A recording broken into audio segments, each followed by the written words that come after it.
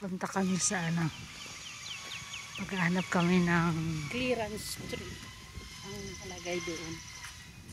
maghahanap kami ng wala.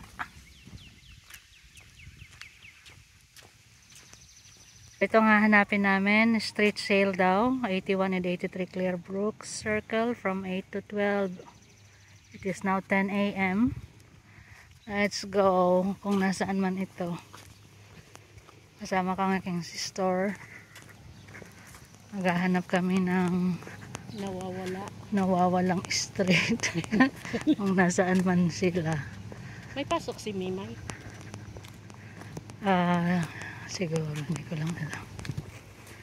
Kami ay naligaw ng landas, kaya kami pabalik na. Ang hinahanap namin ay 81 and 83. Nandito lang kami sa 53. 53. So Malamang pababa yan. 56 pababa. Kung hindi ito pababa, edi akit uli. Pero Circle. ito lang naman ang ano eh. Ay hindi, iba na. Daysland na to eh. Yeah, Daysland. Ibang street na yan. So dito lang tayo. Pero 57. So we are looking for 58. 58. No, something doon sa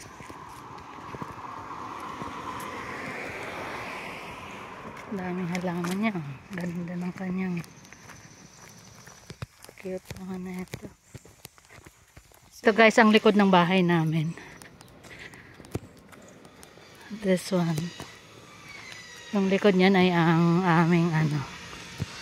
Nakita niyo ba yung bahay namin sa likod? Ayun, nakatago. Kita lang yung bintana.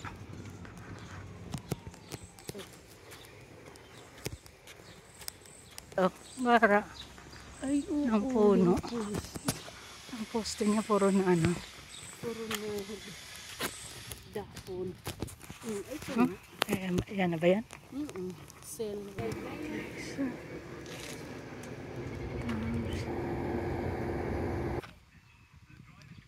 Okay. Oh.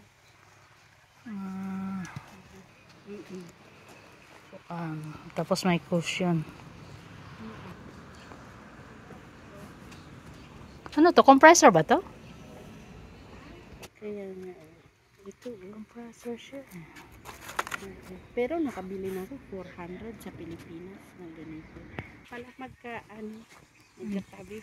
Hindi successful. Walang magandang ano. Ito magandang bulaklak. Uwi na kami. Wala kaming nabili. Wala siyang gaano. Minsan kasi may mga garage sale na ano eh. Marami talagang magagandang items. Pero ngayon wala. Pero ang mahal, 75. Ano, yung Dali. Ang Dali that could carry up to 500 pounds worth $75 daw. Eh, ano na yun?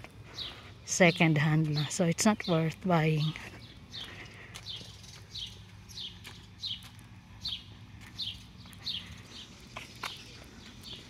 Uwi na kami. Uwi na mga pangga. ito lang pala sa baba. Ano yan? Totoo ba yan? Totoo. Ibon. Kala ko peke.